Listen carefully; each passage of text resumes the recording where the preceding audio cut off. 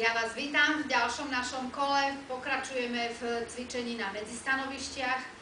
Tentokrát sa sústredíme trošku na našu kondičku. Zlepšíme si zvýšime tepovú frekvenciu a zlepšíme si kondíciu a rýchlejšie spálite kilokalórie, milé dámy, počas 30-minútového kruhového tréningu. Ako medzistanovište sme si zvolili odprúženú plošinu. Prvé kolo, postavíš sa do stredu plošiny, ruky vezmeš vedľa tela.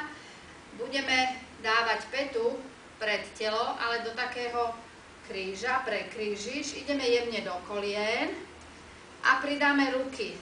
Vpredu prekrížime a lakte ťaháš hore do stropu. Snažiť sa držať chrbát rovný, brucho stiahnuté, lakte ťaháš hore. Chceme si precvičiť aj hornú časť chrbta. Hop, hop, hop, hop. Výborne. Druhé kolo budeme robiť láč, sa tomu hovorí, do strany. Hop, hop. A špičkou sa budeme dotýkať parket, čiže nohu až von splatne polohuješ. Hop.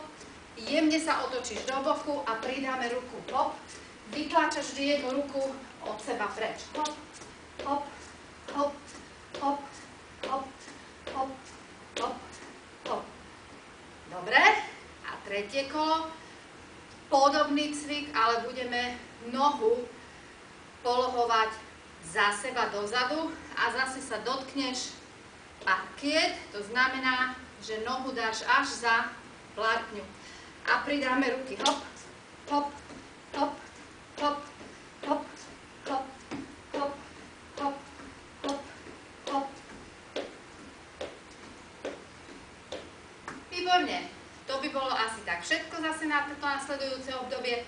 Tešíme sa na vás, zlepšujeme kondíciu, zvýšime si trošku tepovú frekvenciu, budeme si merať aj puls, snažíme sa počas tých 30 minút cvičiť čo najrýchlejšie, či už na strojoch alebo na medzistanovištiach.